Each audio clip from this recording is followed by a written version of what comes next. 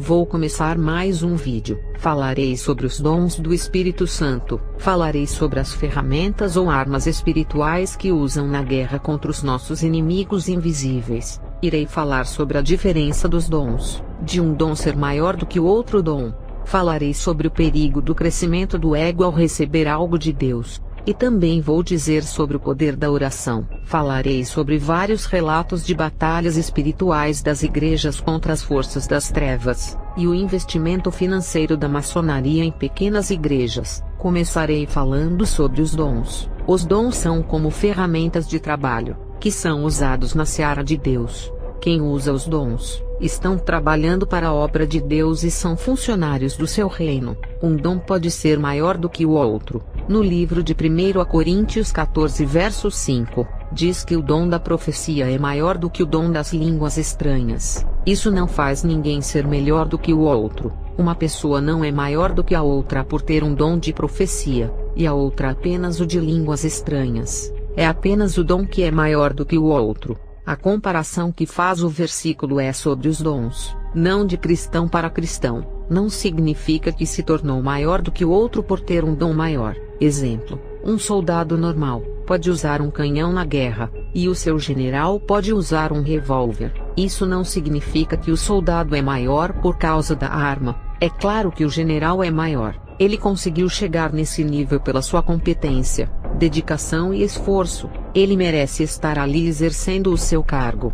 Diferente do soldado que ainda não alcançou o patamar, o maior sempre será o menor. O mais humilde no mundo sobrenatural é grande. A quantidade de dons que uma pessoa recebe pode lhe oferecer mais ferramentas na seara para trabalhar. Isso não lhe faz maior. A santidade é que lhe faz maior. Uma pessoa que recebe muitos dons tem mais armas apenas para combater o mundo espiritual, porque terá que usar todos eles na batalha. Os dons, quanto mais tem, mais opção terá no campo da guerra, e as responsabilidades aumentam no mundo espiritual, porque terá que usar todos eles, e Deus irá cobrar cada dom que não usou em sua obra. Ter dons pode oferecer perigo no mundo espiritual, por aumentar a soberba e a arrogância no ego. Muitos não estão preparados para receberem os dons, que podem ser pedras de tropeço. A realidade é que muitos não se dão com os dons, e inflamam os seus egos. O meu esposo, que se converteu depois de mim, nunca se envolveu com bruxaria, mas tinha observado o meu crescimento no mundo da magia. Ele fez isso quando começou a orar e a se dedicar à obra de Deus. Em 3 meses orando sem cessar, ele estava entregando profecias e revelava o profundo da vida das pessoas, e até disse que estava preparado para a obra e até para morrer. E o Senhor Jesus me revelou que ele não estava preparado para a obra e muito menos para morrer.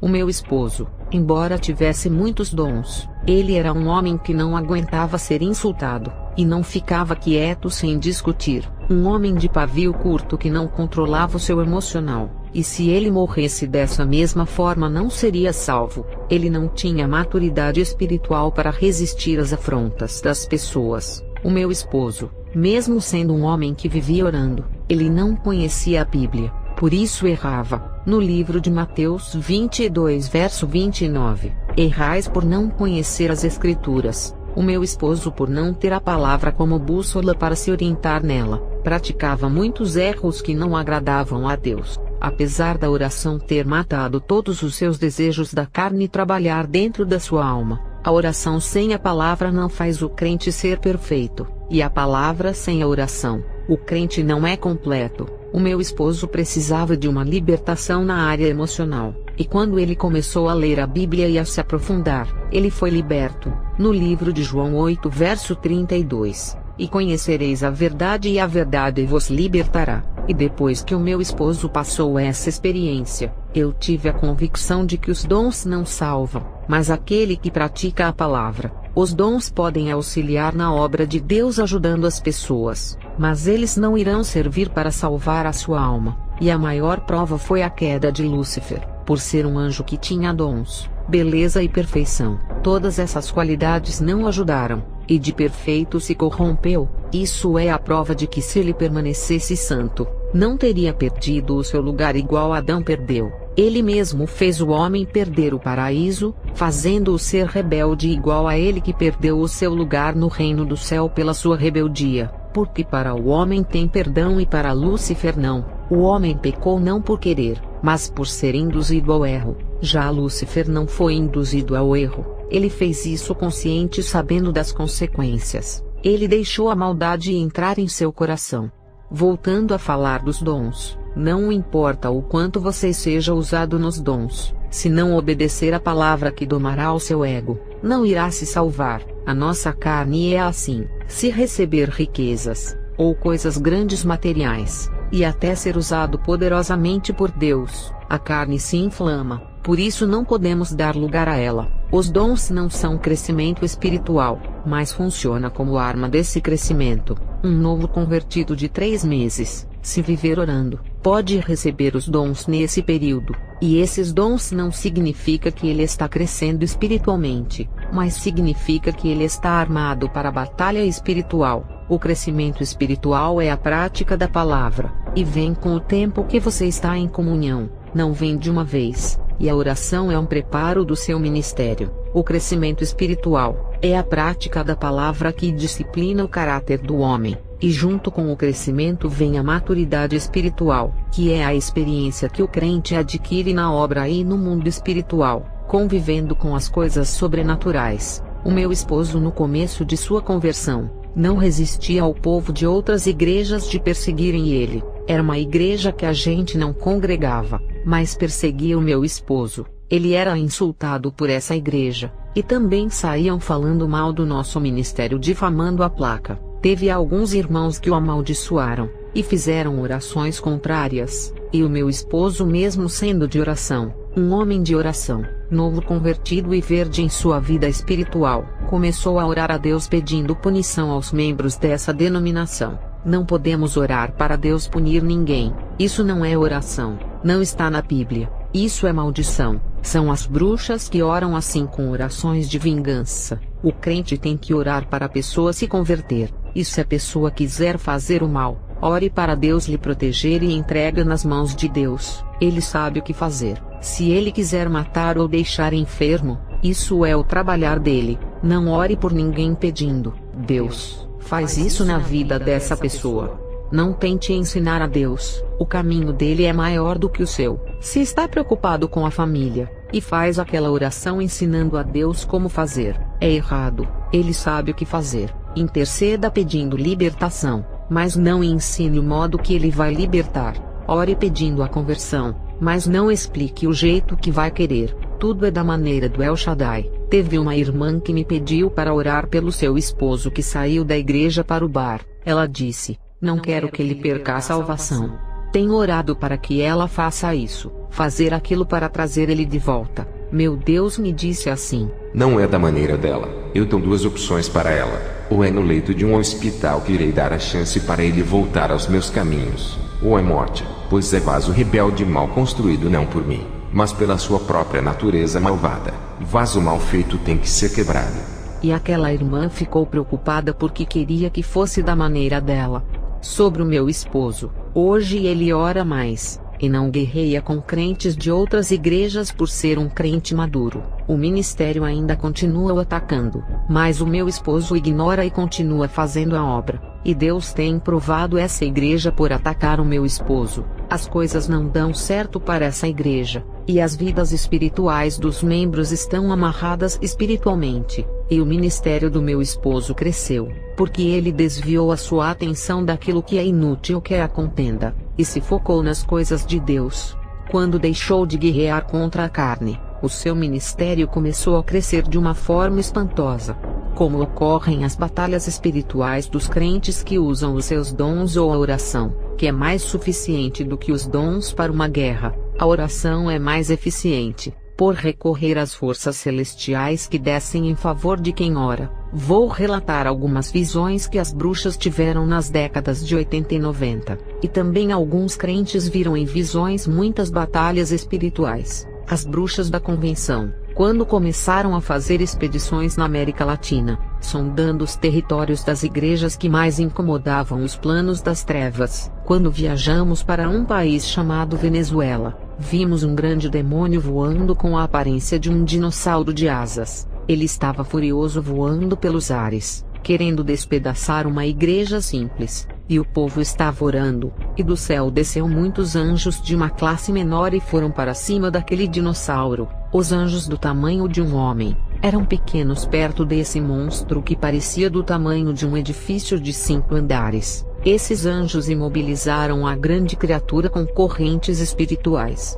Eles desceram ao inferno, pelo perigo que esse monstro era. Mesmo nos ares era uma barreira para impedir as orações. Antes disso acontecer, a criatura tentou resistir à sua prisão atacando os anjos, mas perdeu a batalha nos ares. No país chamado Bolívia, quando viajamos, houve um caso semelhante de um demônio muito fino com asas parecendo uma formiga gigante. Ele era híbrido, uma parte formiga e a outra humana. Ele tinha uns 12 metros de altura, e quando abria a sua boca, um jato de água cheio de espinhos saía. A água estava escura, e o seu cheiro fedia. Eu vi muitos anjos que tinham a altura de homens. Eu nunca vi um grupo de anjos, que mesmo de estatura baixa perto do demônio gigante, eles eram extremamente fortes. Eles faziam uma grande barreira espiritual, que impedia que aquela água imunda com os espinhos entrasse dentro daquela casa de oração, onde o povo estava orando.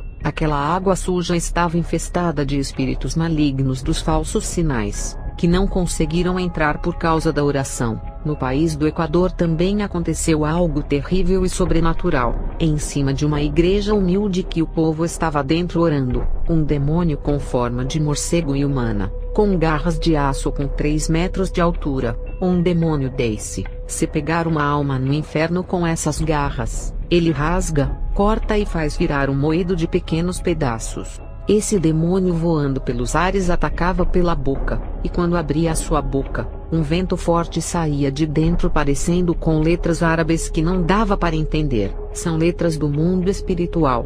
Quem lembra quando o profeta Daniel interpretou as letras escritas por aquele dedo misterioso, onde o rei da Babilônia bebia vinhos com os seus convidados? Essas letras, se fossem de algum idioma humano, os magos teriam interpretado, ou algum sábio que sabe vários idiomas, mas era espiritual, e nem os demônios conseguiram interpretar essa escrita através dos demônios. Enfim, os espíritos malignos também escrevem letras do submundo para que ninguém entenda, a não ser os seus escravos. E quando o demônio de garras de aço vomitou aquelas letras estranhas que ninguém entendia, o povo orava dentro da igreja na hora do ataque. As suas orações se ajuntaram, e formaram uma gigante bola de fogo do tamanho daquela igreja. Essa bola se fez uma grande cobertura de oração que cobria as 4 paredes e o teto daquela casa. E aquele vento forte cheio de letras não conseguiu penetrar dentro daquela igreja. No país chamado Rússia, uma escola de bruxas que estavam tentando destruir um missionário através da magia. Eram um total de 56 bruxas muito poderosas que estavam tentando matar o missionário, mas através dos dons dividentes, elas viam um exército de anjos ao redor da cama do missionário. Ele dormia muito tranquilo, e estava escoltado das forças celestiais. As bruxas, com muita ousadia, se sentindo poderosas, lançaram magias contra aquele exército de anjos, e os dardos malignos, ao chegarem perto dos corpos gloriosos daqueles anjos, se dissolveram igual a pó de suco, e daqueles anjos saiu uma bola de luz que foi em direção às bruxas, e todas foram feridas com enfermidades incuráveis que se tornaram em chagas cancerígenas dentro dos seus corpos. Essa visão foi na década de 50, mas as bruxas não morreram no mesmo dia, e sofreram anos com o câncer e algumas até décadas. Todas morreram em cada tempo,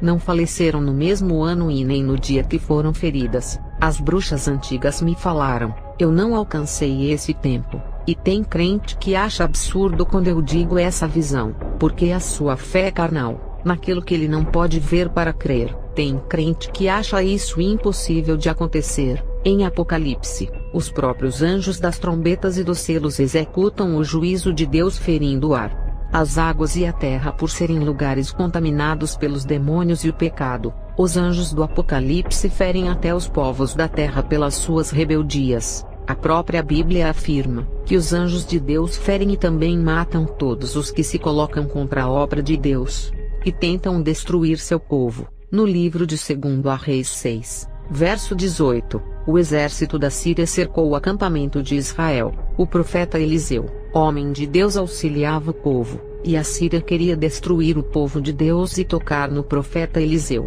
e o exército de anjos. Por causa de Eliseu e ao pedido de sua oração, feriram todos aqueles homens de cegueiras. O que Deus não faz por um ungido, envia até um exército em seu favor e ainda protege um povo inteiro, porque aceitou aquele profeta como conselheiro. Quem não acredita que os anjos não podem ferir uma pessoa, com aquele argumento de que só na antiguidade que aconteceu, e que hoje não acontece? Tem pessoas que acreditam em um fato que aconteceu na Bíblia, mas não creem que isso pode se repetir. A sua fé não é verdadeira. O mesmo Deus que operou no passado, ainda continua operando, porque ele não muda. É o mesmo de ontem, hoje, amanhã e sempre. No país chamado Peru, aconteceu um caso sobrenatural que as bruxas viram no mundo espiritual. Um demônio de 4 metros de altura, parte crocodilo e a outra parte humana. Ele estava do lado de fora diante da igreja que orava na noite do culto.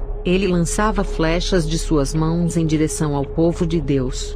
Quem não era convertido foram atingidos pelos ataques. E o pastor, percebendo que o demônio o estava atacando, na visão, viu o monstro furioso do lado de fora olhando para o púlpito em sua direção, e o pastor pediu para a igreja clamar em oração, travando uma guerra contra aquele demônio, e todas as orações se transformavam em pequenas bolinhas de fogo, e todas foram em direção àquele demônio parecendo uma rajada de tiros, que com grande velocidade atingiu aquele monstro, que ele deu um grito de dor e fugiu. Quem não acredita é porque não viveram no tempo das igrejas antigas. Hoje não acontece por duas coisas: a igreja parou de orar, não tem mais vigílias e nem cultos de oração, e também por causa do pecado. É claro que no tempo de hoje, não irão presenciar esses sinais, e se tivesse, ninguém das igrejas iriam ver.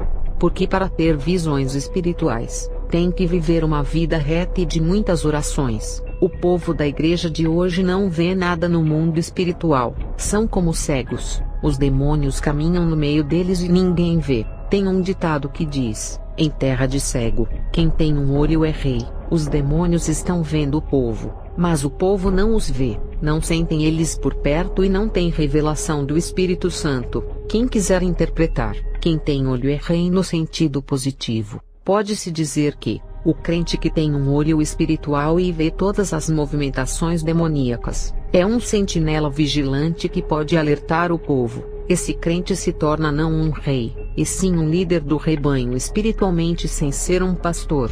Tem um crente no meio da igreja inteira que ainda vê anjos e demônios, mas esse é diferenciado. O dom de visão é bíblico, e serve para a igreja. Os profetas que vou falar aqui viram anjos. Daniel viu anjo, Isaías viu anjos, Ezequiel viu anjos, Elias viu anjo. E para falar que estou falando só do Antigo Testamento, vou falar do Novo Testamento, já na graça que é o tempo da igreja. O apóstolo Pedro viu Moisés e Elias, o sacerdote Zacarias viu o anjo Gabriel, Pedro viu o anjo que apareceu na prisão para o soltar, o apóstolo Paulo viu o anjo.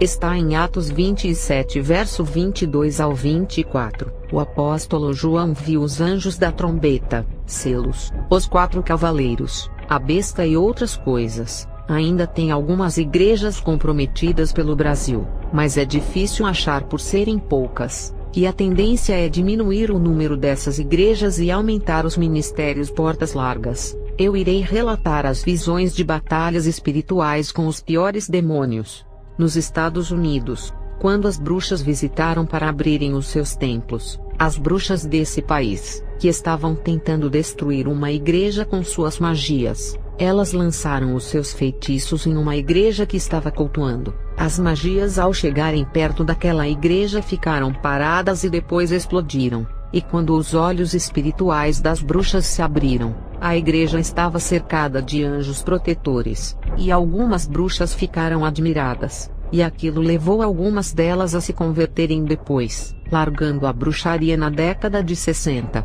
No país da Colômbia, Aconteceu algo com um pastor zeloso na obra de Deus. Ele tinha chegado do culto, e depois leu as escrituras e foi orar. Um demônio foi enviado do inferno para destruir a sua vida, por ele estar incomodando muito no mundo espiritual. Ele estava de joelhos, e teve uma percepção da presença maligna daquele demônio que entrou na sala de sua casa, e aquele demônio com as suas mãos lançou os seus dardos para cima dele. O pastor não conseguia ver esse demônio lhe atacando, mas através da presença dele, sabia que estava do lado esquerdo lhe observando. Ele apontou a sua mão nessa direção, e com voz de autoridade uma bola de fogo saiu, e atingiu aquele demônio que ele pegou fogo e ardia em chamas correndo daquela casa. Demônio atrevido em querer atacar o homem de Deus no próprio lar dele. Isso é o mundo espiritual que é real. Estejam preparados para viverem isso. Tem crente que não vê e nem sente,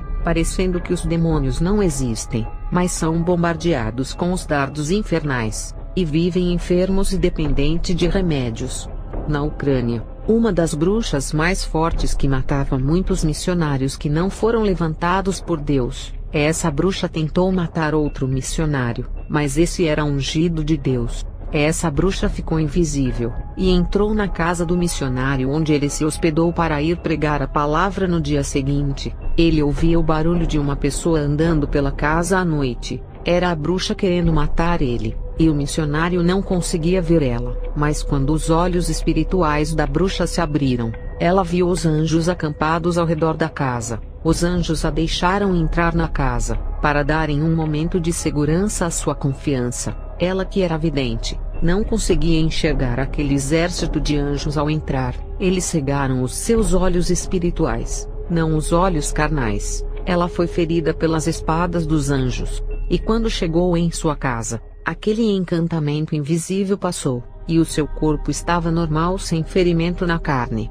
Não tinha nenhuma marca em seu corpo, mas no outro dia ela começou a sangrar pelo nariz, ouvidos, olhos e boca, morrendo de hemorragia interna. No livro de Atos 12 verso 23, mas considerando que Herodes não ofereceu glória a Deus, no mesmo instante um anjo do Senhor o feriu, e ele morreu comido de vermes. O anjo de Deus matou o rei Herodes por não glorificar a Deus, e se colocar como um Deus sendo aclamado pelo povo.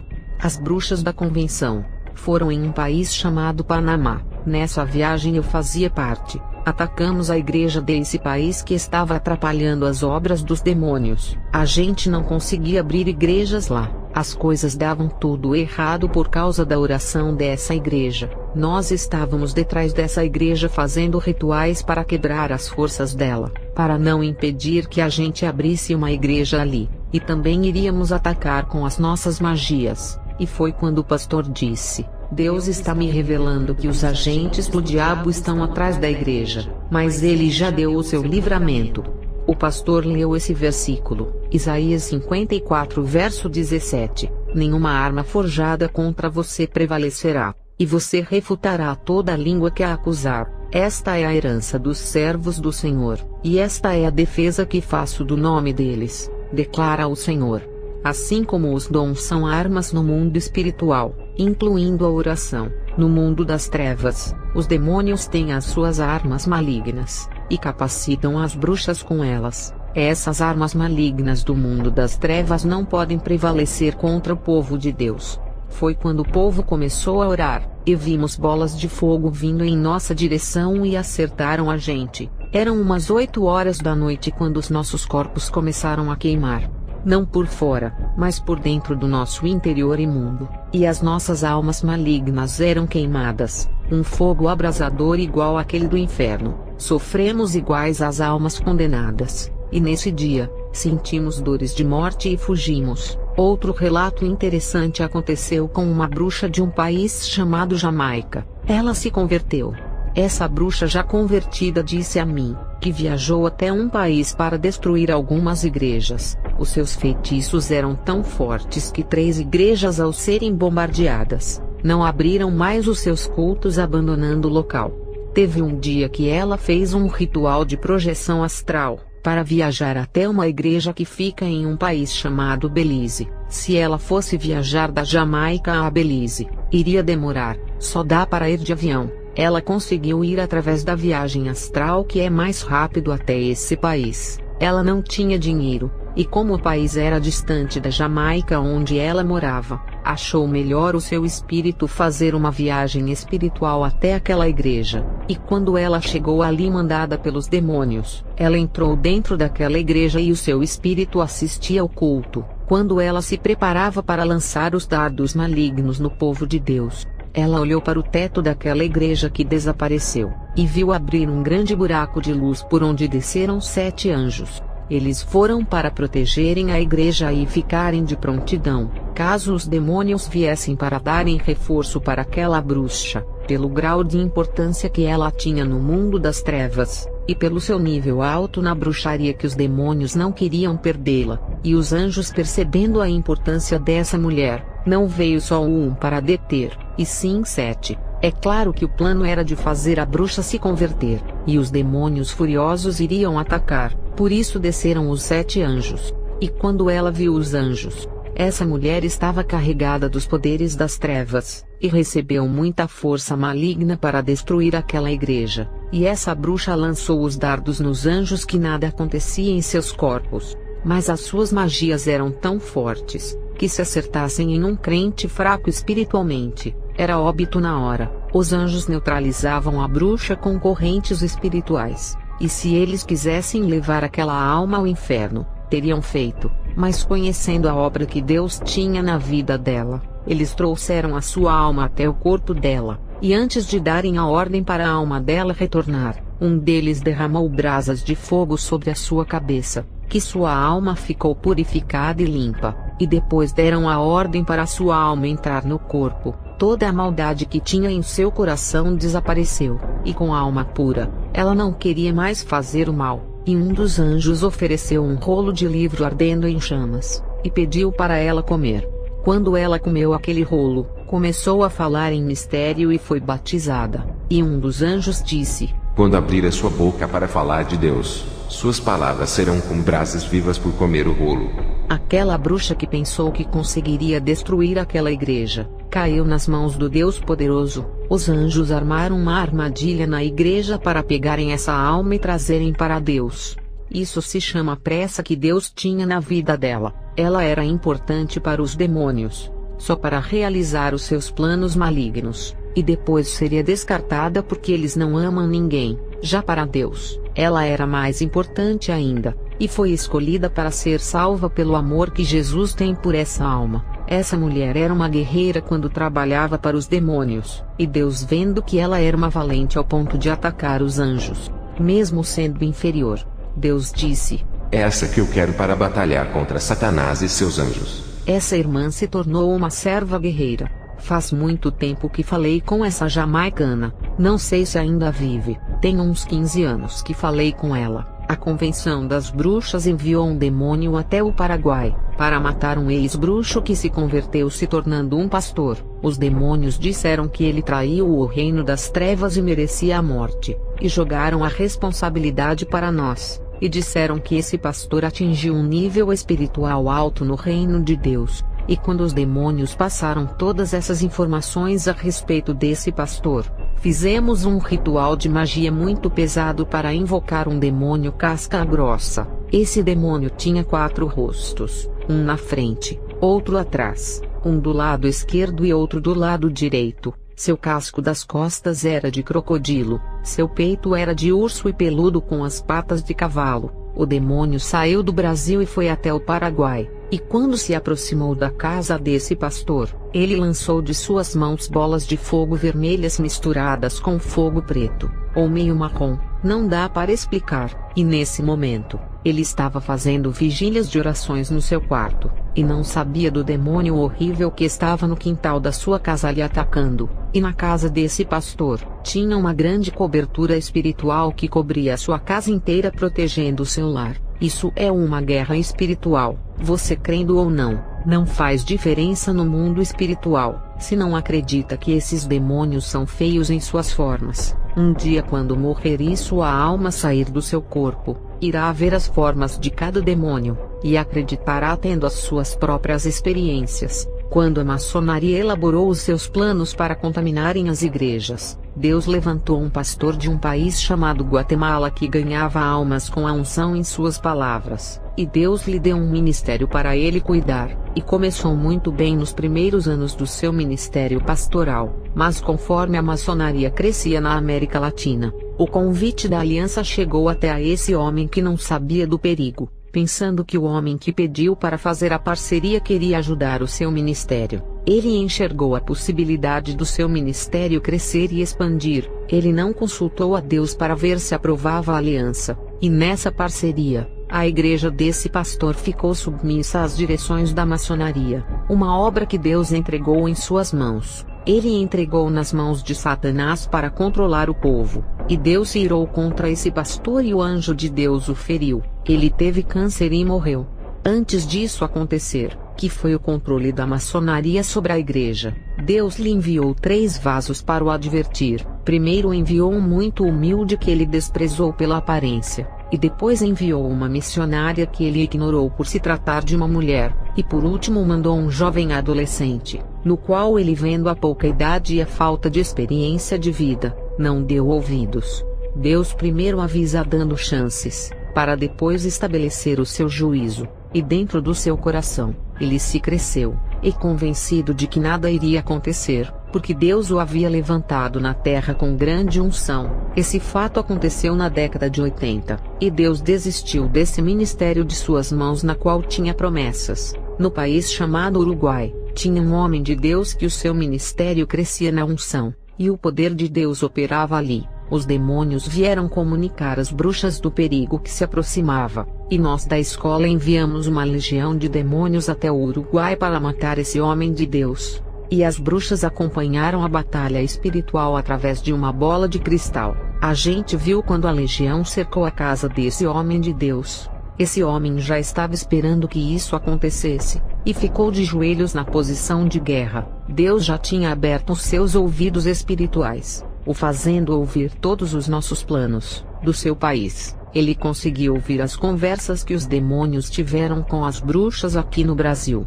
e quando aquela legião lançou os dardos em direção àquele homem, uma forte luz desceu do céu fazendo aqueles milhões de dardos desaparecerem juntos com a legião, e nós através da bola de cristal, vimos tudo isso e ficamos espantadas. Na década de 80, uma pequena igreja que estava se destacando em um país chamado de República Dominicana, recebeu um convite da maçonaria. Um grupo de investidores da maçonaria queria patrocinar aquela igreja para fazerem crescer, divulgar a sua marca e espalhar o nome do ministério pelo país inteiro e por toda a América Latina.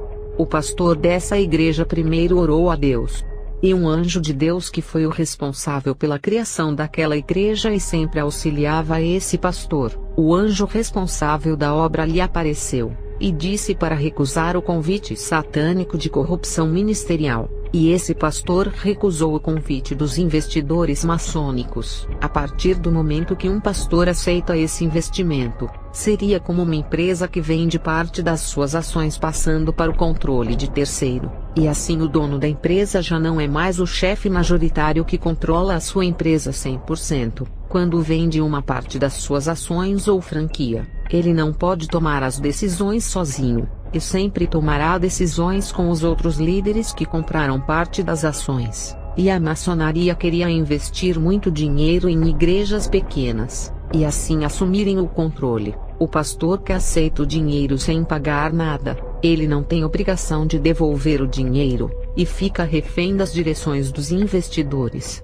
Isso tira o controle completo do pastor de tomar as decisões sozinho acerca de doutrinas e o projeto de expandir a sua igreja. Se o pastor tem o desejo de abrir a sua igreja em uma vila pobre da África, não poderá sem consultar os investidores. Quando a maçonaria assume 10% do controle dessa igreja, o pastor não pode abrir a igreja sozinho. Se os 10% disserem para não abrir, eles investem o dinheiro e têm o poder aquisitivo em suas mãos que deixou o pastor dependente deles. E se aquela vila pobre não oferecer o retorno financeiro para a maçonaria, eles não abrem igrejas em lugares onde o povo não tem dinheiro, mesmo que o pastor queira abrir uma igreja nessa vila pobre. Quando a maçonaria investe dinheiro em seu ministério, Eles irão querer o retorno através das ofertas e dízimos do povo, por isso que eles gostam de abrir igrejas nos centros das cidades onde o povo tem dinheiro. Eles investem em catedrais e grandes templos com capacidade de acomodarem multidões de pessoas, porque eles enxergam a possibilidade de arrecadarem milhões de dólares, euros ou reais, depende do país de origem das cédulas. O investimento em construção de gigantes templos pela maçonaria são vantajosos, porque o retorno sempre vem. Antes de ser uma bruxa, na década de 70, as bruxas me disseram que a maçonaria construiu uma igreja gigante com capacidade de acomodar multidões de pessoas, e essa igreja estava contaminando uma cidade inteira com o seu ocultismo, e a ira de Deus se acendeu contra aquele ministério. Multidões de anjos desceram naquele templo imundo, e feriram os responsáveis. Os anjos da justiça só não feriram as pessoas inocentes que não sabiam da feitiçaria oculta que tinha nesse templo. Uma multidão de homens e mulheres que não sabiam dessas coisas, mas compactuaram com essas maldades foram feridos também. Os inocentes que não quiseram compactuar se livraram. Essa igreja foi uma das que mais morreram os seus membros. Os anjos também ferem e matam, não é somente os demônios. No Apocalipse, os anjos derramarão as taças da ira de Deus para punirem os rebeldes. O livro de Apocalipse é o que mais que traz punições aos pecadores. Se acham um absurdo os anjos ferirem uma multidão de pessoas de um ministério,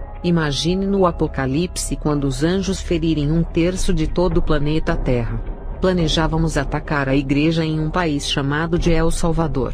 Quando estávamos em missão, a convenção viajou com o plano de destruir uma igreja que estava fazendo a diferença no mundo espiritual. Alugamos uma casa perto dessa igreja a 1 quadra para a frente, e nessa casa fizemos um ritual, e lançamos magias de dentro da casa em direção a essa igreja que estava em culto, e os dardos de enfermidades da carne só acertavam os que não eram convertidos. E o pastor teve uma visão, de que as bruxas estavam reunidas em uma casa fazendo rituais para bombardearem a igreja, e o pastor junto com os seus obreiros, fizeram uma oração para essas pessoas não convertidas que foram atingidas pelos dados de enfermidades, e as enfermidades que acertaram esse povo, aqueles dardos que tinham penetrados em seus corpos começaram a cair ao chão, e se derretiam em iguais pedras de gelo. As pessoas foram curadas através das orações dos membros. As bruxas não conformadas lançaram mais ataques, mas dessa vez,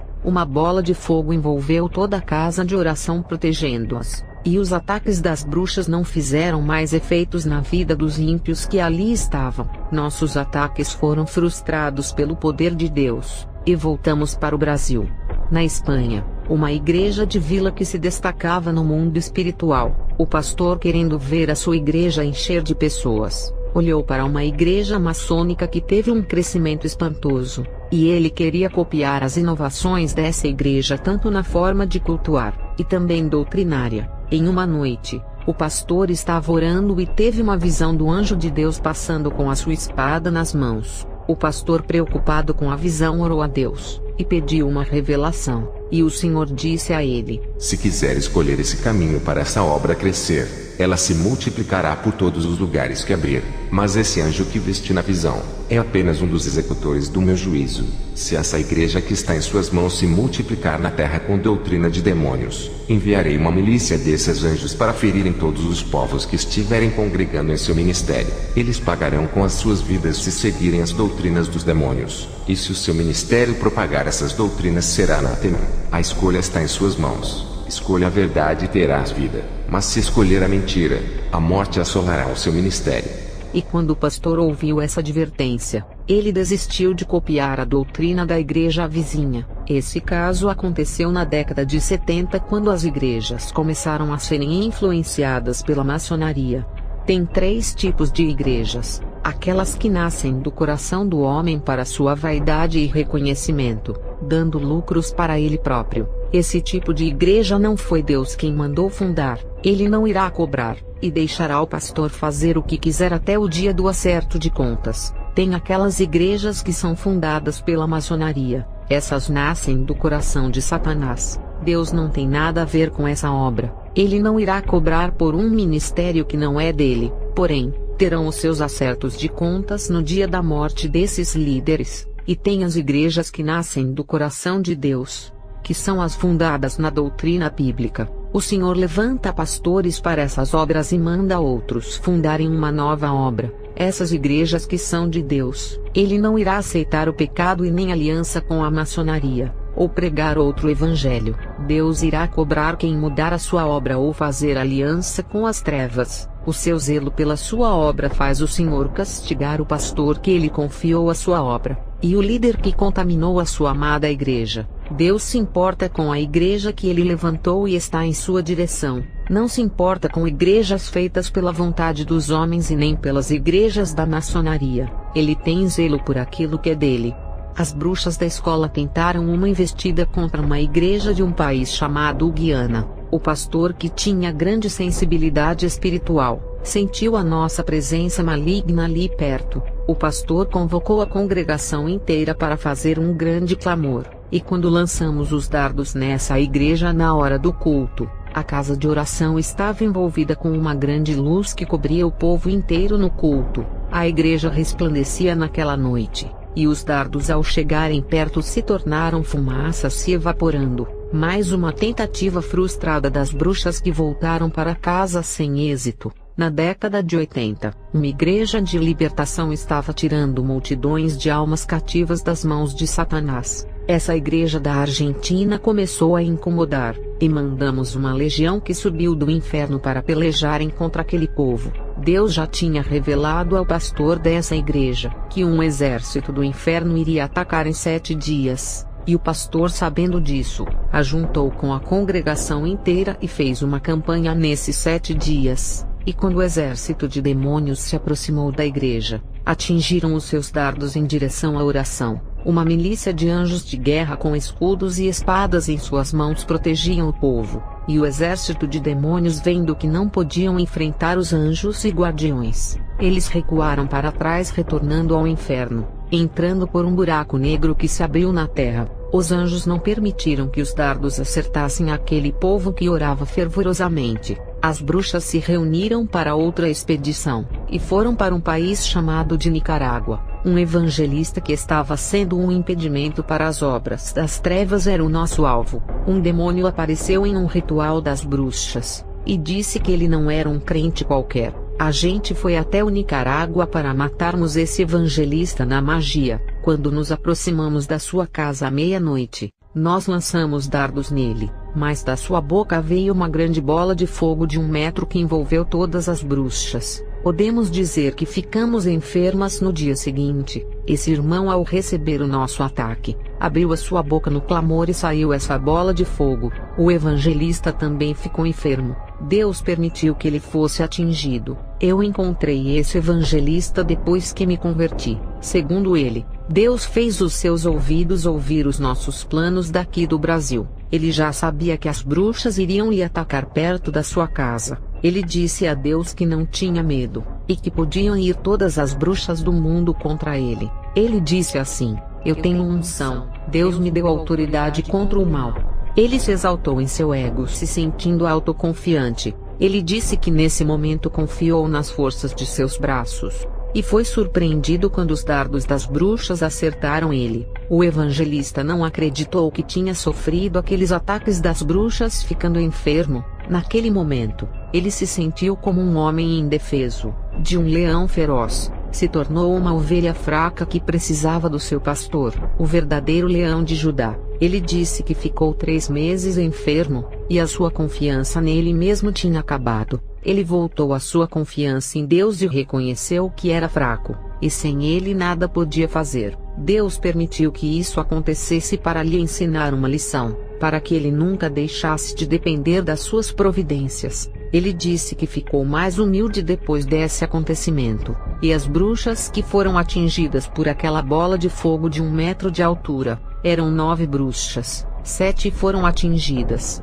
e 2 conseguiram se desviar. Das 7 que foram atingidas, 3 morreram, não no mesmo dia, mas depois de 2 meses de terem recebido o impacto da bola de fogo. As outras 4 que foram atingidas não morreram, mas cada uma teve um tipo de enfermidade. Eu fazia parte das 4 que foram atingidas, e desenvolvi um câncer no ovário que me acompanhou há muitos anos. Mas quando entreguei a minha vida a Jesus, com um mês de conversão o câncer desapareceu. Depois dessa tentativa de matar o evangelista, as bruxas retornaram para casa. As bruxas estavam enfermas, e não podiam fazer outra missão enquanto não se recuperassem. A bruxa mestra mandou outro grupo de bruxas que não estavam enfermas. Elas foram enviadas para destruírem um diácono que morava em um país chamado Suriname. Os demônios informaram que esse diácono estava em um nível espiritual acima do seu pastor. Esse diácono foi considerado o mais perigoso da igreja,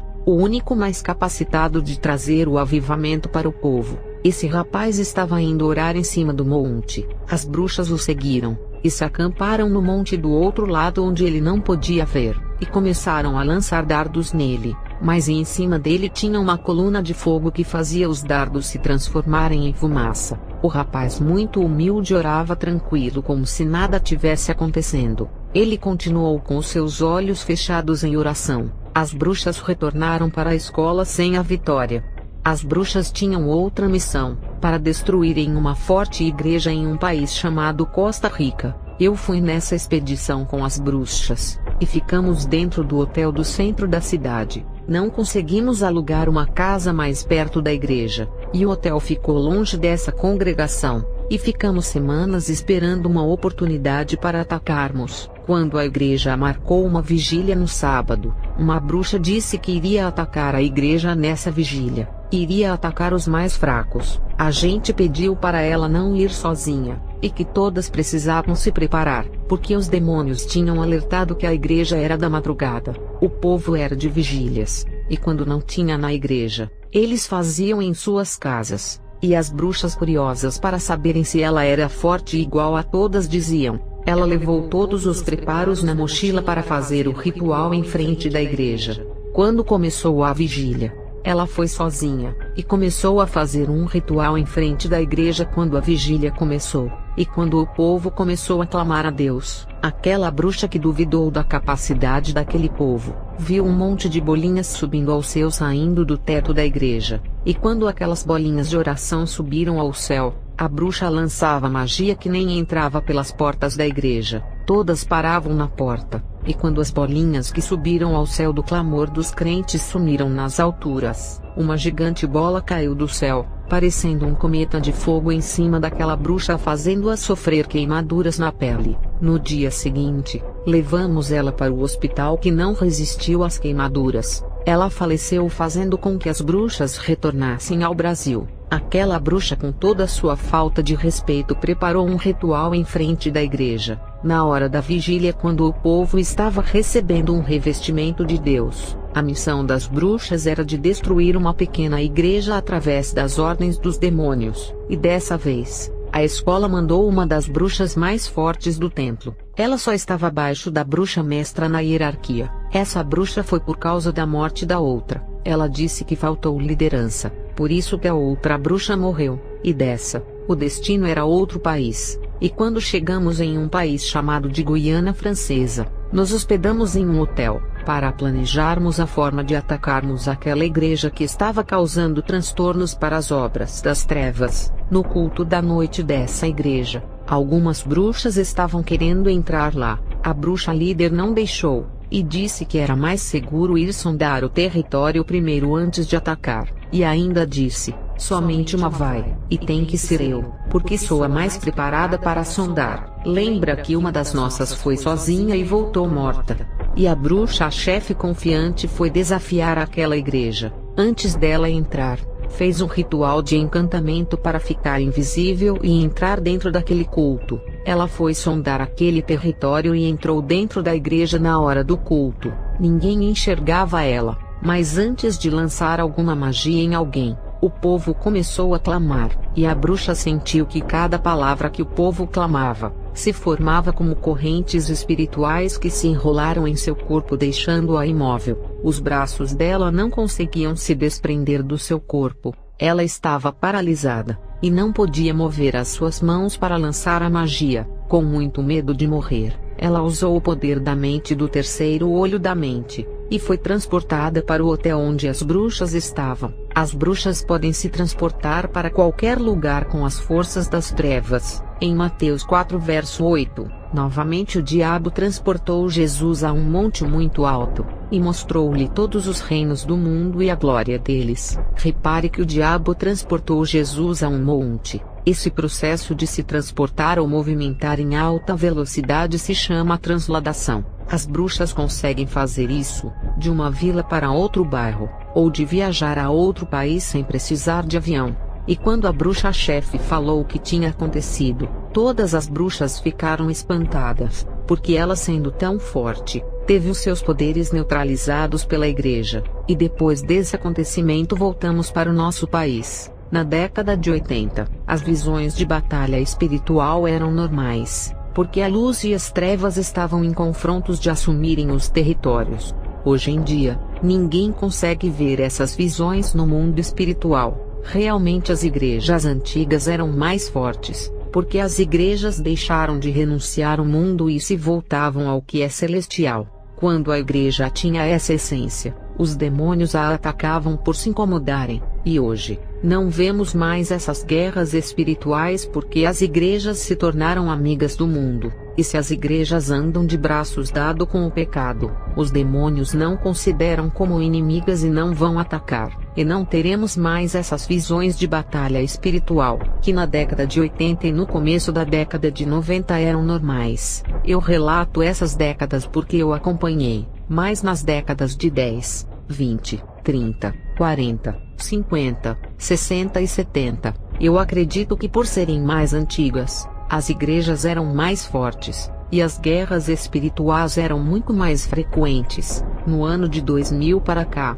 as igrejas começaram a mudar muito rápido, lembrando que o ano 2000 foi o primeiro ano da agenda Illuminati para acelerar a destruição do cristianismo, das políticas, das economias, da área da saúde, da educação e de toda a sociedade. Vocês perceberam que a mudança não é só na igreja, na economia, os preços das coisas aumentam, e o salário congela. Na área da saúde novas doenças estão surgindo, e na área da educação, os alunos não respeitam mais os professores, e a sociedade inteira está sendo contaminada através dos olhos e ouvidos. As músicas se tornaram imorais, as redes sociais, TV por assinatura, Netflix e aplicativos de namoro e amizade, tudo isso está corrompendo a sociedade, e se a igreja não se afastar dessas coisas, se corrompem também. Muitas dessas igrejas que as bruxas lutaram na década de 70, 80 e 90,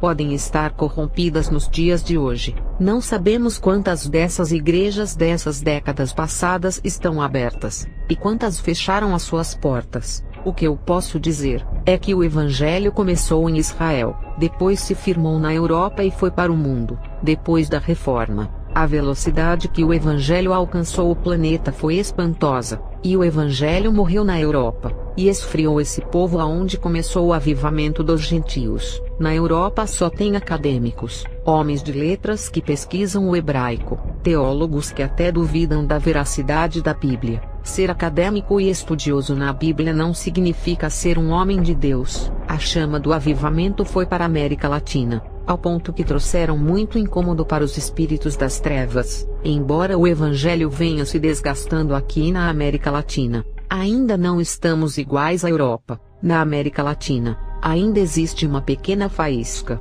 que só precisa de um pouco de combustível para a chama se alastrar igual a antes. As visões de batalha espiritual podem ter diminuído, mas existem ainda essas guerras, nem que sejam poucas batalhas, porque existe alguns remanescentes que incomodam e são contra esses poucos que os demônios batalham. Eles não guerreiam contra as igrejas que são amigas do mundo. Enquanto tiverem homens e mulheres de Deus na terra, a guerra nunca irá acabar. Se em todo o planeta tivesse apenas 7 pessoas que permaneceram e não se dobraram diante da glória desse mundo, muitas batalhas espirituais iriam acontecer por causa dos 7, ainda que diminuam os servos de Deus na terra, e as batalhas espirituais também diminuam. Sempre vai existir essas guerras, nem que seja contra a minoria. Só não haverá mais batalhas espirituais quando a igreja for tirada da terra. Não tem como os demônios guerrearem contra aquilo que pertencem a eles.